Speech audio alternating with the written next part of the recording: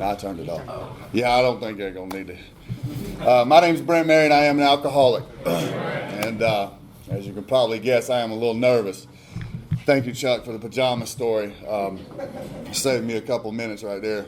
So my sobriety date is 3/16/2012, and it has been an absolutely amazing year for me. A year and a month and 3 days. So what I'm supposed to do is tell you what I was like, what happened, and how I'm like now. And like I say, I am truly grateful, to be able to stand up in front of you to tell you my story. I never thought sitting in a treatment center I would be able to. I saw these people speak, and I thought there's no way in the world I'll put a year together and get up and do this. And here I am. So I was a mess, and you're getting ready to hear all about that.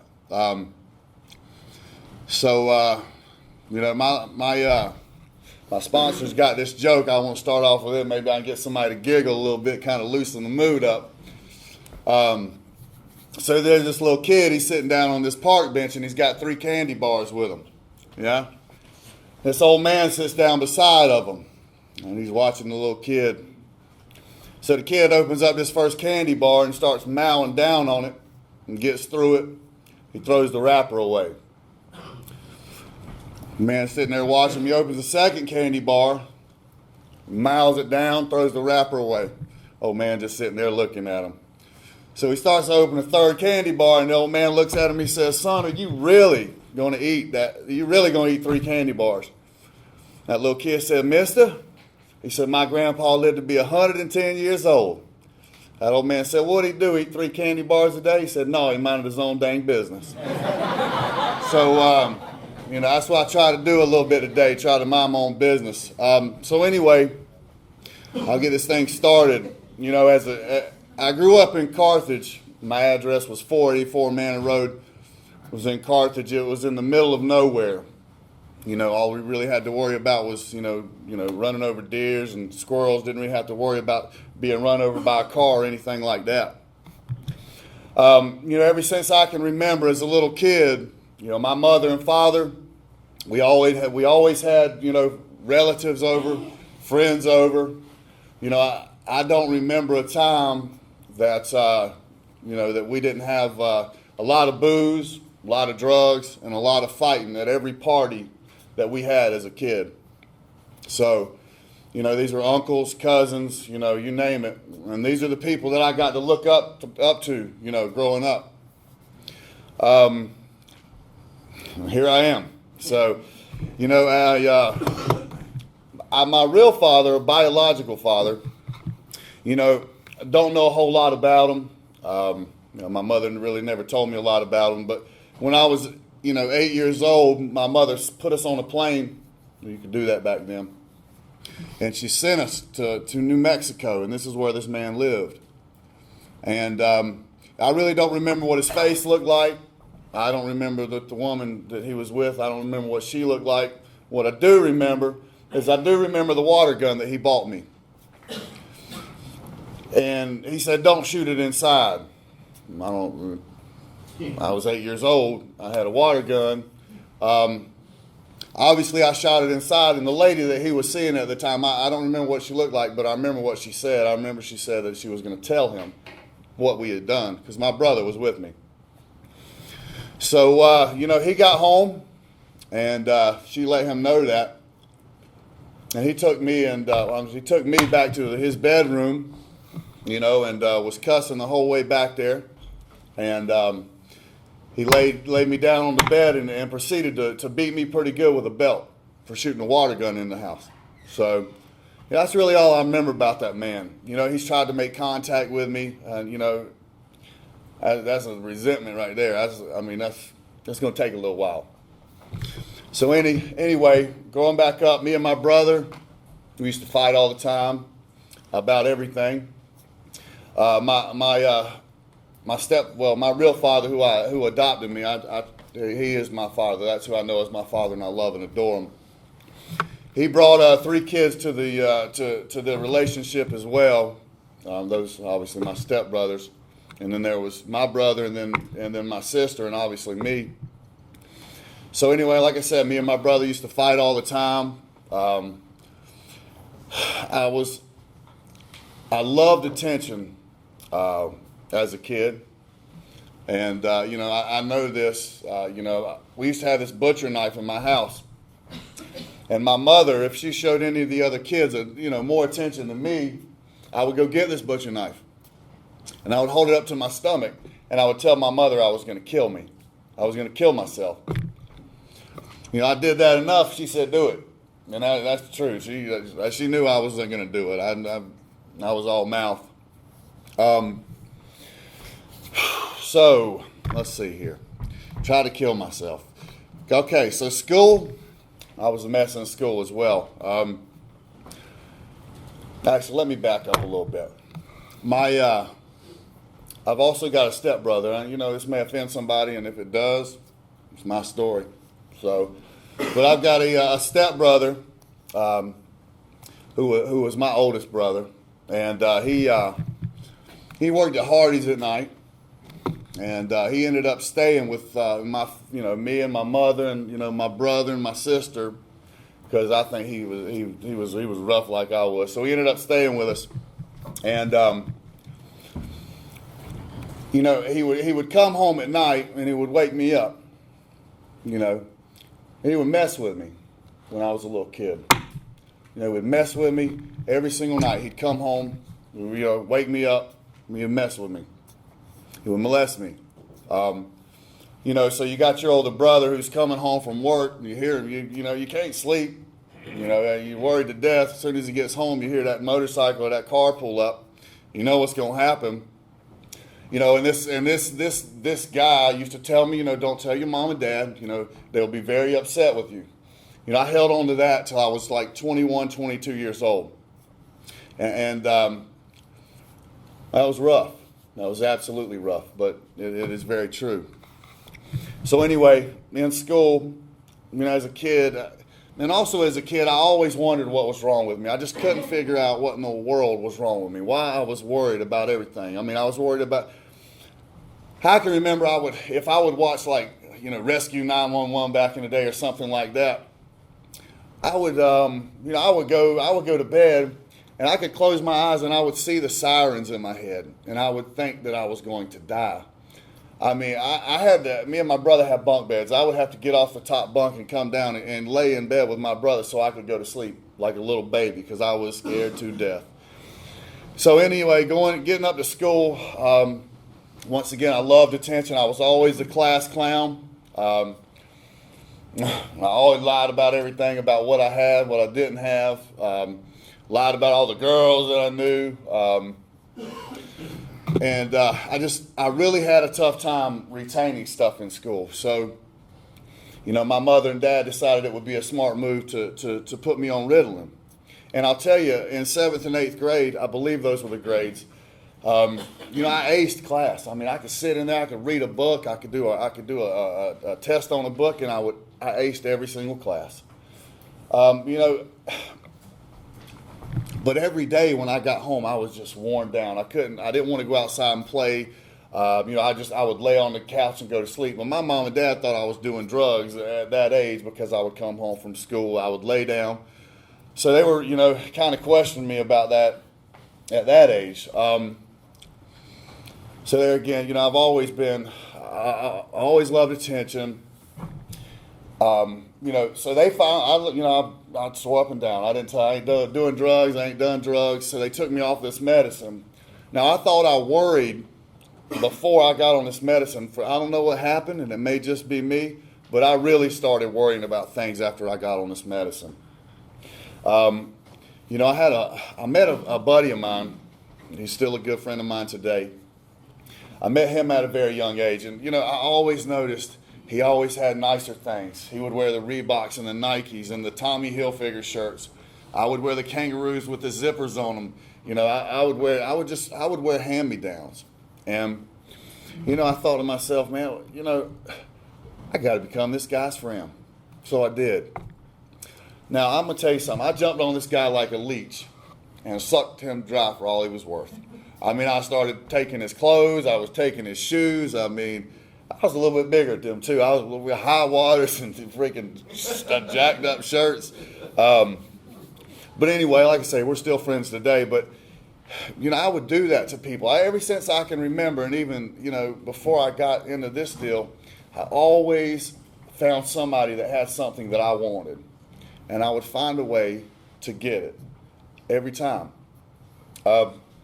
So coming up through school, like I said, I was a class clown. Got into high school, still a class clown. I was an absolute idiot. Had a lot of friends, superficial friends. I was always, there's a song that says, I think it's a Kenny Chesney song, I believe. I'm a doctor, a lawyer, senator's son, Brad Pitt's brother, and a man on the run. And I would tell anybody anything so I wouldn't have to be who I was, because I was always worried that somebody wasn't going to think I was good enough. So anyway, going into high school, I remember, I think I was in 9th grade. Obviously, I don't remember that good. I left for lunch one day with some friends, and we went down to Loop Road, and we smoked a joint. That was the first joint I ever smoked. And they were all happy and stuff and just ready to rock and roll. And on the way back to school, I was like, what in the heck is wrong with me? So I'm sitting here worried to death. And I get back into class. Those guys are great, man. They're chilling. And I'm laying on my desk like I'm going to die. I thought I was going to die right in the middle of class in 9th grade. So I didn't take real good to that stuff. But, something that I need to back up a little bit. Those parties that we used to have as kids, my uncles were like I was a year and a half ago. If I talked to them right, they would give me alcohol.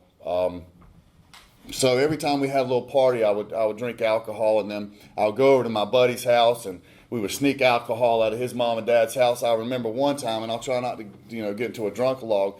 My mother used to keep Bacardi underneath the counter, underneath the microwave, and had some friends come over after school one day, and mom and dad weren't home. I think I was about 16 years old. I'm not real sure.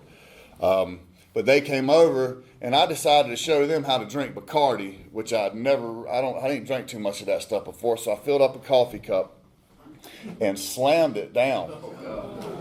I mean, this pure freaking Bacardi. And probably in about an hour, I couldn't hold my head up. I couldn't stand up. So I had to go to sleep. So I went and passed out. My dad came home, wondering why I was in the bed, and got me up. And somebody had stolen a speaker system out of my car. So he woke me up so we could go fix the window that had been busted out. And I was trashed. I mean, I was absolutely trashed. And I'll never forget, I played it off pretty good, and I walked out behind the back door. He was in front of me, and I was puking off the steps behind him, and he never saw that. And I got away with it. So we went and fixed the window, and it was like that. I mean, if I could get my hands on any type of alcohol, it was going to go in my stomach. And, I was going to hope and pray I had enough to make me feel good and forget about everything that had puzzled me and worried me in my head since I was a little kid. So we went through high school. I really got into the drinking, the drugging, you name it. I know now I was addicted to more of everything. I was telling somebody the other day, if I get buffalo wings, I smother them in ranch. If I make a peanut butter and jelly sandwich, I smother it. I just have to have more of everything. So anyway, in my 12th grade year, this teacher got mad at me halfway through my 12th grade year, so I thought I was going to show this school something. I was going to quit. Halfway through my 12th grade year. That's the kind of person I was. I never finished anything in my life. But anyway, after I quit school, my buddy Ashley, I got tired of living with mom and dad. I got sick and tired of playing by their rules, which I know now today they were trying to help me. So I got sick of playing by their rules, and Ashley's mom and my buddy Ashley, his mom and dad were really cool people. They let us do what we want to as long as we did it at their house. So I decided I was going to move out and show my mom and dad something, so I moved in right with them, and I don't think they liked it too much. But they were just really easy going. So, that's really, really, really where my drinking started. really taken off because, you know, we could do what we wanted to. We could drink what we wanted to. His dad loved Bud Light or Natural Light, and that was okay with me. You know, and as all my friends started growing up, you know, and maturing, my buddy Ashley, he left to go to college. My buddy was gone. That's really all I had, man. I mean, he took care of me. I used him for everything he was worth, and he was gone. I was all alone. I was by myself. So he left and went to Johnson & Wales like normal. I'm not saying, I don't know if I ain't calling nobody normal. Like most people do. That's what you do. You go to college and you get out of college and you get a job. So he left and he was gone, and I was all by myself, trapped in my mind, and I just stayed. I stayed as drunk as I could. So I called him one day. I was like, Ashley, how you doing? I really miss you, buddy. How's school? He said, good. You should come see me for a week. No, that was it. I was like, no problem. I'll see you in a little bit. So I showed up in Charleston, South Carolina at Johnson & Wales University. I was going to stay for a couple of weeks. No, I stayed for 3 years. I was there. I was in there. I'll tell you, dang, I mean, I was. Let me tell you something. Charleston is an amazing place. It's the only place I've been that closes the bars for 1 hour a day so they can clean up the place. That was home for me. And boy, I stayed in the bars. You know, Ashley, like I say, he was going to school. And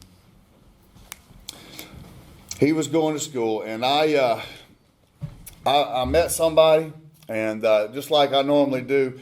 And, you know, I'm an extremely jealous person, always have been, just being jealous of what other people had. I've been jealous that somebody might look at my girlfriend. I was jealous somebody might look at my wife. I was just jealous. And so anyway, I met somebody, and I just, you know, I left Ashley to the side. He's a pretty good-looking guy, and I didn't want my girlfriend to be around him. And so I ended up latching on to her, and I ended up moving in with her. So, you know, after, you know, staying drunk and, you know, I tell you, I ain't really met no woman that just enjoyed the way that I drank. And I don't know that I met any woman that drank like I did. Thank God my wife don't drink like I did. Good God, we'd be in trouble. But, so, you know, I leave Ashley, and then probably, you know, a year and a half later, I'm in this bar just hammered, just dancing around, and somebody comes up and taps me on the shoulder, and I turn around and it's Ashley. He's like, really, dude? Where have you been? I mean, you just left me, didn't tell me where you've been, ain't called me, and that's what I do. So anyway, you know, I think the partying finally got on Ashley's nerves, and just the total chaos. I mean, I turned that town upside down. You know, I remember one time this guy, he was a pizza delivery guy. He drove this black 240 SX, and we were out at the bar one night drinking, getting hammered. And he's like, come on, Brent, I'm going to come show you how to drift this car. And I was like, well, that's a pretty cool idea. We're drunk as crap, and we're going to go drifting his car around Charleston, South Carolina. So he showed me how to do it, and I was like, I think I might be able to do that. I said, can I give it a try? He said, absolutely. And I said, all right. So I jumped in that car. I started coming up to my stoplight, and I hit the brake a little bit and kicked the gas, and I turned it around the corner, and it didn't stop. It went right over this curb, and I buckled both wheels underneath his car. This is how this guy made a living. So he's sitting there crying. I'm sitting there. I don't even know what I was doing. He's sitting there upset because this is how the man makes his living. So the cops show up, and they get there, and I'm like, I don't know what happened. I just, you know, we just standing here, man. That's just the kind of guy I was. So anyway, you know, I was the tornado who touched down there. I ruined that place, ruined everybody that got within, you know, 10 miles of me. So I came back home, you know, because home is where the heart is. And actually, let me go back a second. When I was in Charleston, boy, I got a lot of fights in Charleston. But anyway, what was I going to say?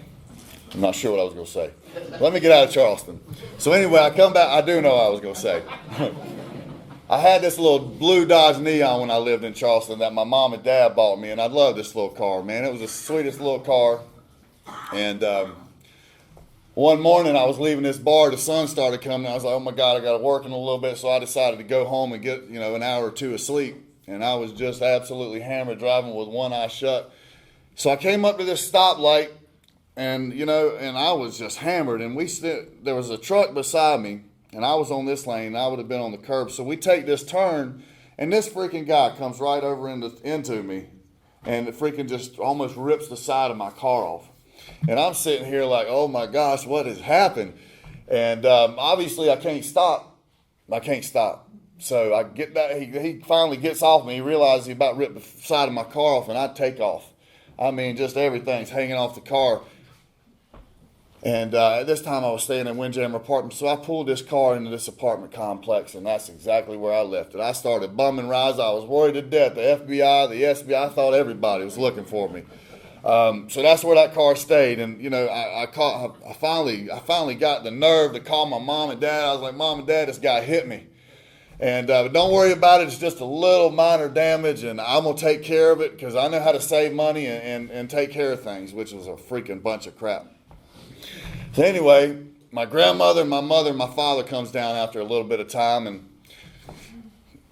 he saw the car, and it wasn't a little bit of damage that I told him it was. It was getting all rusted up on the side, and he's like, Brent, we're taking your car. So they took my car, and they took it home. They fixed it up. And then they sold it, and then they sold it to the guy, my brother that used to molest me. Boy, I tell you what, that resentment just keeps on getting bigger.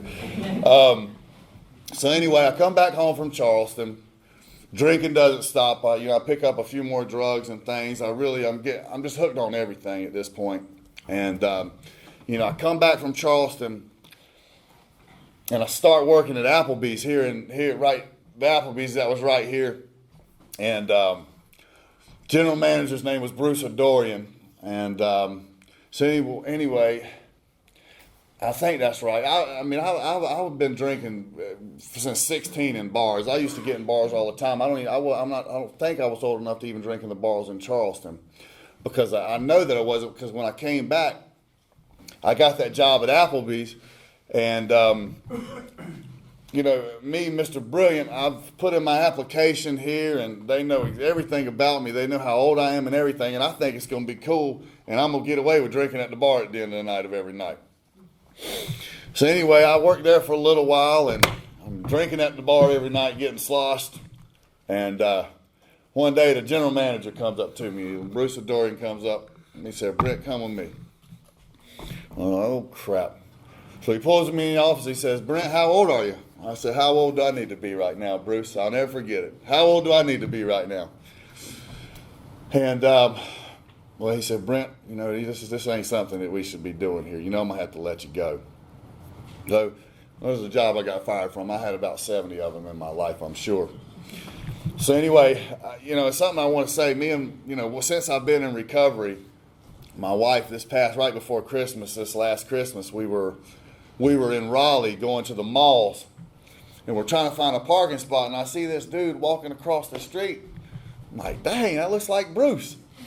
God, I say, hey, Bruce! He looked at me like, oh, God, who is this, And I said, hey, Bruce, it's Brent, from Applebee's. I said, you remember me? You fired me for drinking, underage. He's like, sorry about that. I got out and I let him know what was going on, how things were going today. But anyway, I get fired from there, and I remember when I celebrated my first 21st birthday in Brooks, and I walk into the place, celebrating, yeah, and Maxie comes up to me. He's like, dude, you have been drinking here for 4.5 years, and now you're celebrating your 21st birthday. That's all. So anyway, So there I am. Now I can really I got to worry about getting into these bars, faking everybody out. Now I can really start drinking, and just getting hammered every night. I'm still in the restaurant business. I think I was working at Regaizes at that time. So my gig was be to work at 4 or 5 o'clock in the evening. Just cannot wait to get off so I can get drunk. Get off and just start getting drunk and hammered. Spend every dime that I make that day, sleep for a few hours, and then do it all again. That's where my life was. So I started bartending.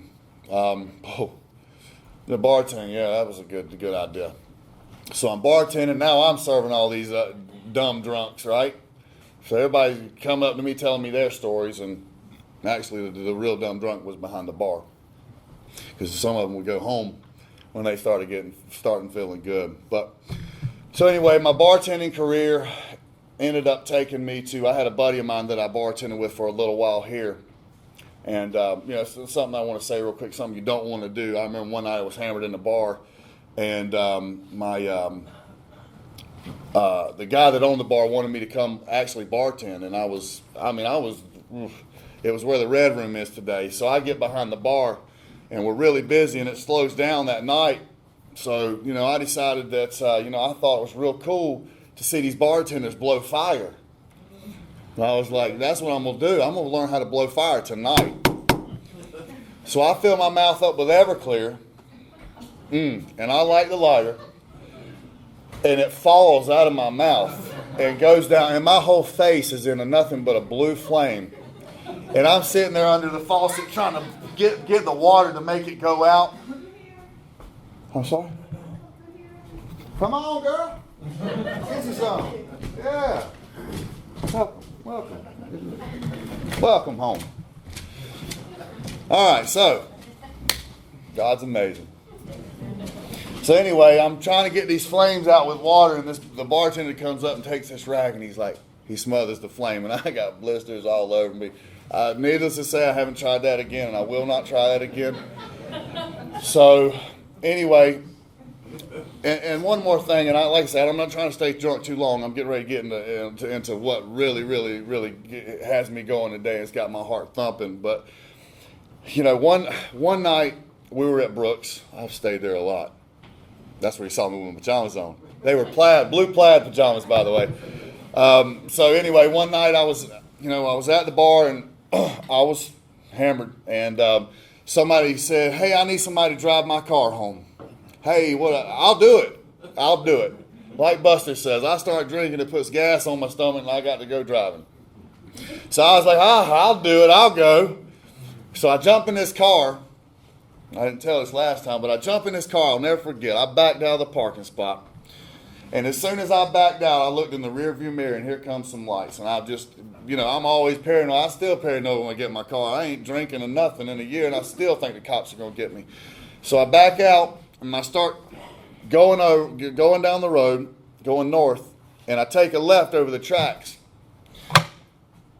And this car follows me. I'm like, oh crap. I couldn't tell if it was a cop or not, so I took a left and I go back down Broad Street. He follows me. I was like, the person in the car said, look, if we get pulled over, act like you're passed out, I'm going to get out and run. That's the truth. Freaking guy follows me. I take a right down on Pennsylvania, and where the old CP&L building is. After I took that right, he followed me again. I said, I saw his lights on his car at that time. He hadn't even turned his blue lights on yet. But I decided I'm going to run. I said, act like you passed out. So I pulled in the CPL parking lot. Obviously, when I kicked it, the blue lights came on. I pulled in the CPL, or the power building, or whatever it was. I slammed it in the park, and I jumped out of the door. I ran up to the fence, and I jumped on the fence, and the fence fell on me. It was an old wooden fence, but I got up, and there was this is the God's honest truth. There was pipes up the side of this building. So the cops watch, as he's watching me do this. So I climb up these pipes and got on the top of this building like I was hiding. And he watched me climb up. So I thought to myself, okay, he knows where I'm at. I got to get going. So anyway, I jumped off of the back of this building. And when I jumped off the back of this building, it was a patch of bamboo that was thicker than anybody's business. I'm lucky I didn't get impaled.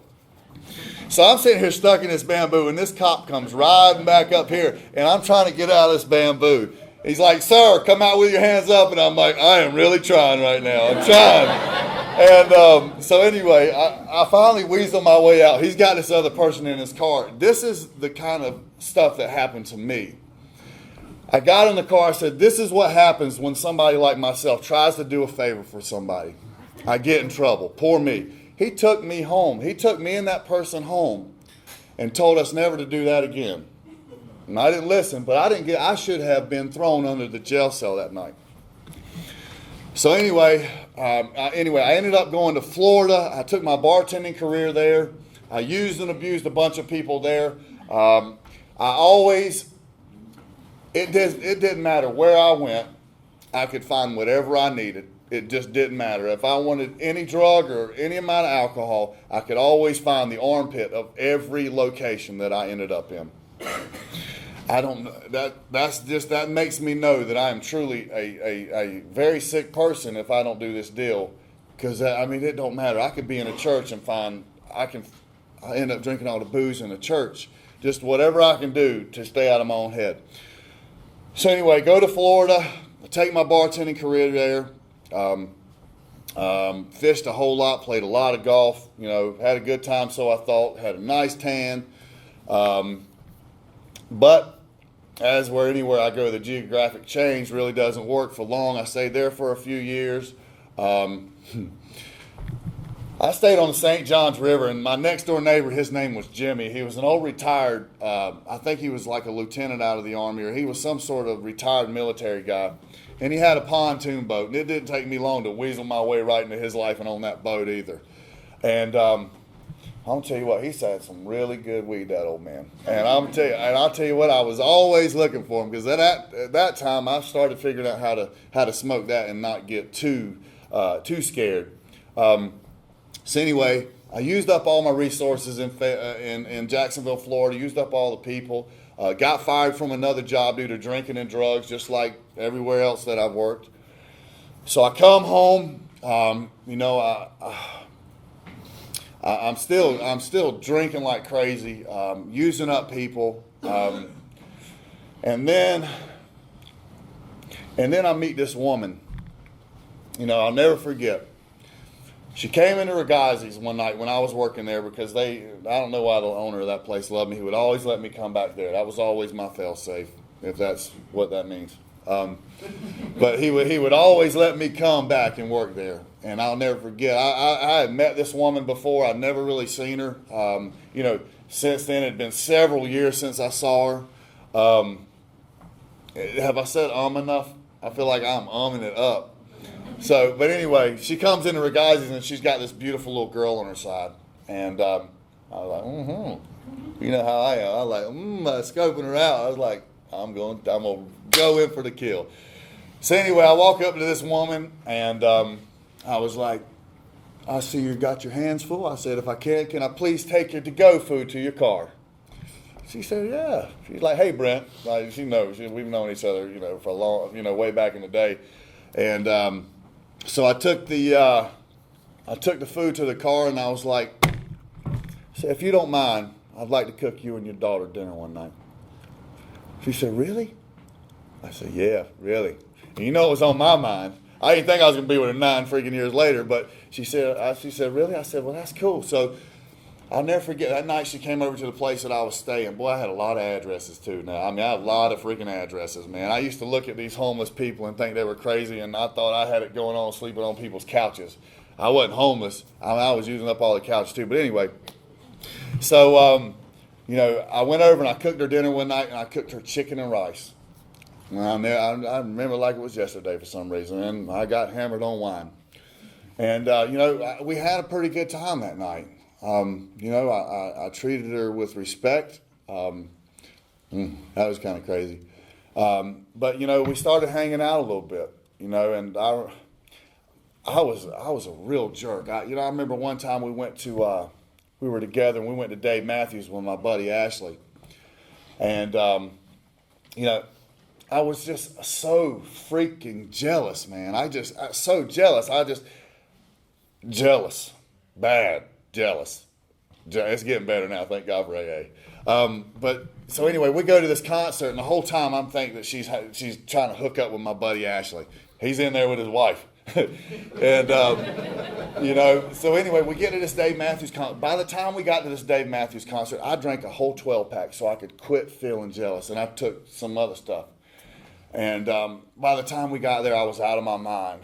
And I got in a fight that night too, and I really showed her how good of a guy I was that night.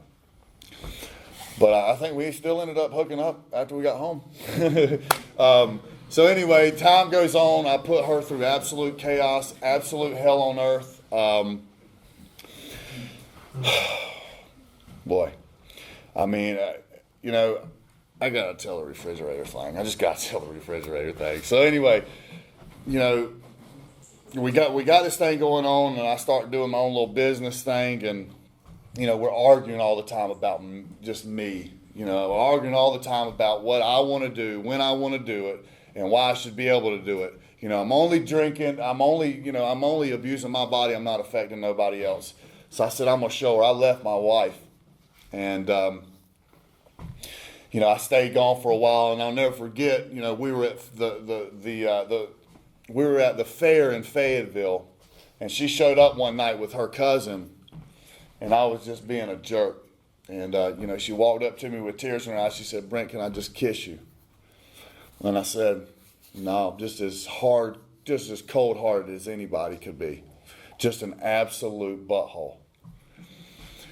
So she left, and I just tried to keep ignoring her. I went and hung out with my people, the alcoholics, the drug addicts, the coke heads. I went and hung out with my people because that's what I wanted to do. And I remember one night I was helping my buddy at State Fair, and I show up at my house, and there's a car outside. Well, damn. I was just showing up to get some clothes, and there was this car outside. So I go up and I knock on the door, and there's no answer, and her car's in the garage. Sorry about that. No answer. Car's still in the garage. Wouldn't answer her phone. So she finally answered the phone, and she's like, by that time, my buddy Ashley, I was just oblivious to the whole situation. He's like, Brent, you need to get in the truck, and we need to go. She had been seeing another guy, you know. I pushed her right out of my life, and, you know, she had every reason in the world to do this. And I was like, no, I'm going in this tonight. I'm going in there right now. He finally persuaded me to get into the car. And, you know I'm very, very protective over my things. And when I found out I couldn't have this woman no more, the game was on then. I was ready to kill somebody. I was going to do whatever it took to get her back into my life because it was all about me then. You know, and I did. I worked and I worked and I worked at it, and she kept stringing me along because she was scared to death that I was going to put her through the same chaos that I did before. And she had every right and the reason to be that way because I truly put this woman through hell on earth. So eventually, She finally let me come back home. So I go back into my house, and there's this black refrigerator, and it sits there today. And this dude bought her this refrigerator. And I remember one day he called, and he's like, I'm coming to get my refrigerator. I was like, buddy, I cannot wait for you to get here. Can't wait for you to get here. Because I've been arguing back and forth with this guy. He never showed up, thank goodness. But anyway, so once again, just I got her back in my life and the same old stuff. I promised I'd never do this. I promised I'd never do that. I'd never do this. I'd never do that. And it didn't take but a day. As soon as I got back, I was right back into it. I was drinking. I was taking pain pills because that's what I did. You know, and then, you know, like I say, they just quit working. I know this is Alcoholics Anonymous, but I like pain pills, dang it. And that is what truly, alcohol got me to pain pills, but that's what truly made me hit my bottom. And, you know, enough was enough of that. And, you know, so my wife is like, she gave me an ultimatum. She said she was going to take the kids. The kids were gone. She was going to leave. Everything was going to go. And, you know, I was going to make her get out of her house. No, I was the one that was going to have to leave. But, you know, so I started getting desperate. I got tired of not being able to work the next. I was just feeling horrible every single day. Every single day, it's the same old thing. I'm trying to rush this thing along. So, you know, I was right. I just couldn't figure out. I would stop for a week. I would stop for 2 weeks. I would do this. I would do that. I just couldn't figure out how to stop, and I wanted to so freaking bad. I'll never forget, I was at work, and I was sitting on the toilet where most people go do their business. I was sitting on the toilet thinking about how life would be if I just wasn't in it. I wouldn't have to feel like this anymore if I would just take my own life. All I had to do was kill myself. I didn't have to feel like this anymore. And so I don't exactly remember what happened, but I do remember coming in and out of this place. But I remember the first time I came in, I saw my sponsor. And I recognized him. And this is a guy that I'd seen at the places that I'd been to get drugs and other things. And he had a smile on his face. And I was like, man, and we met, and, he wasn't superficial, and he was just genuinely freaking happy, and so was everybody else that was around him. And I was like, I thought something was wrong with this picture. I was like, all these people got to be full of S because nobody's that happy. So I started coming in and out, and in and out. He asked me to do some things. He asked me 2 questions. He said, are you willing to go to any length for victory of alcohol? And you totally will. Sorry about that. And I immediately lied to him. I said, absolutely, because I knew that's what he wanted to hear, but I knew I had a problem. So here I go in and out. I do one or two of these things, and I'd say this prayer and I'd say that prayer, and I'd continue to drink and I'd continue to do drugs. And I remember I was just so desperate one time, and like I say, my wife was on the way out, and I kept her right on the edge because I'm a salesman, and that's what I do. I'm very manipulative. I kept her right there and made her believe that it was going to happen, even though I knew that it was not possible. I can't do this. I don't know how to do this. So I called my sponsor one day. I said, Mark, hey, sponsor. I said, Mark, I think I'm gonna have to go to treatment. He said, Brent, I know you're gonna have to go to treatment. He said, I didn't want to tell you this because I know you're worried about your family and everything, but you've got to go to treatment. And I'll tell you what, I ended up going to the Samaritan Colony, and I will tell you this right now, that place right there made me realize that it's okay to be an alcoholic and that I am a sick person. And it's okay. And it's okay that people know that you are this way. And we were at a meeting the other night, and Chuck was like, here I am in a bar, sloshed out, passed out on the bar, and I'm coming into a meeting, and I'm worried about what people are going to think about me, and that's exactly who I was. I was the idiot falling asleep on the bar and sneaking around these rooms because I was worried about what people were going to think about me. I mean, that's just crazy. So anyway, I go to the colony, I find out about myself, and that right there is really the first time that I saw a glimmer of hope with this program. That, what Harold and Robert and Pat were saying, it started making sense. And I'll tell you what, when I went in there, I was really determined. But when I started realizing that I was a sick person and there was a solution to this problem that I had, I'll tell you what, I buckled down and I got involved. And I listened. The first time I really listened, and then I'll tell you what, I know that I love my wife and my kids, man. They mean so much to me. And I'll never forget, when you're there for 2 weeks, you get to make a 5-minute phone call. And, I remember I called my wife for that 5 minutes, and I don't even know what to say to her. She said hello. And, I just did a lot of crying. I didn't know what to say to my wife because something was happening inside my head. Things were starting to change, man. I was getting all wah. And, that was amazing 5 minutes just to sit there. Like I say, we didn't say a whole lot. That time I knew I just had to get home. I was missing my family, and that's when I started becoming determined that I was going to figure out what you guys were doing, and I was going to do it. So I get out of this get out of the treatment center, and I'm so gung ho, and I'll never forget. I'm ready to rock and roll, and then I was like, one day I felt like crap, and I was like, damn, where's this coming from? Why do I feel like this? And then I feel happy one day, and then the next day I'll be like, man, what's wrong with me? Man, my sponsor said, hey, man, sometimes you got to practice being happy.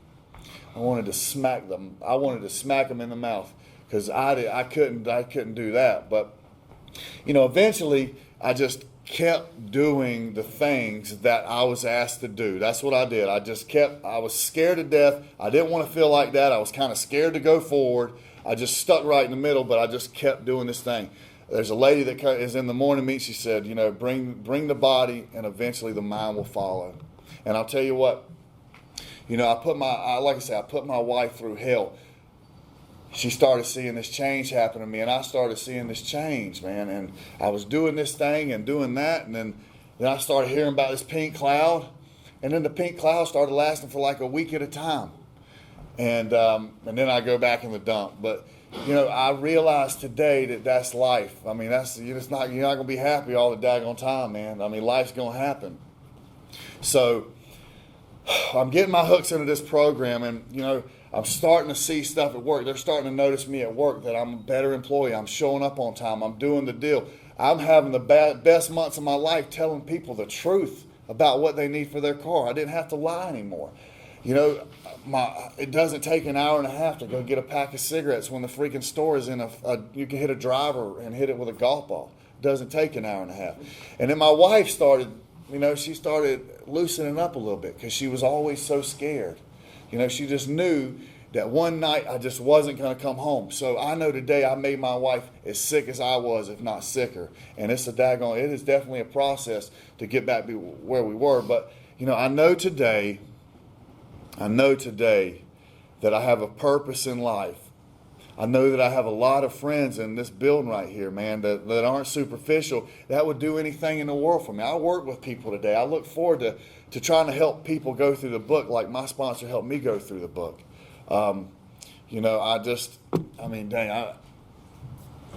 It's hard to say. The gratitude that I have for this program, man, and the love that I have for this program is just absolutely unbelievable. If I'm off one day and I don't show up at a meeting in the morning, man, I feel so bad for the rest of the day. I feel like I cheated on my wife or something. I just, I know I should be here, and I look forward to coming here. Now my mom and dad want me to be around them. Used to, if I called them or showed up at their house, they knew that I was there because I was broke, I needed money, I needed something. Now I call them out of the blue. I ask them how they're doing. I called them the other day. I showed up at their house, and they were genuinely happy to see me show up because they were over the way that I was treating them too. But more than anything is the relationship that I work on every single day with my higher power, God. It ain't a clock. It ain't a doorknob. It ain't a light switch. For me, it's God. My higher power is God. I'm proud to sit up here and say that.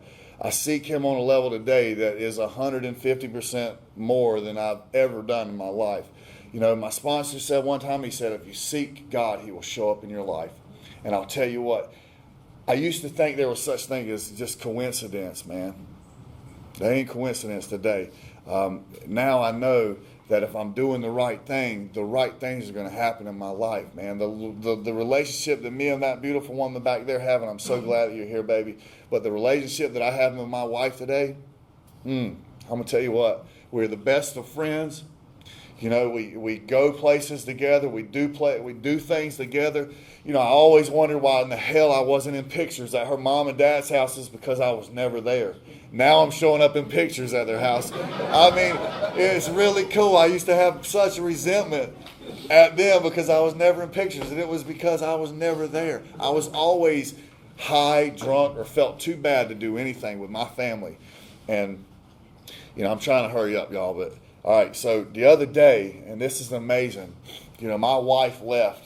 And back in the day, I couldn't stand my wife to leave the house, especially if she thought about leaving our kids there. I couldn't stand it. I just didn't know what to do with them. And the other night, she left.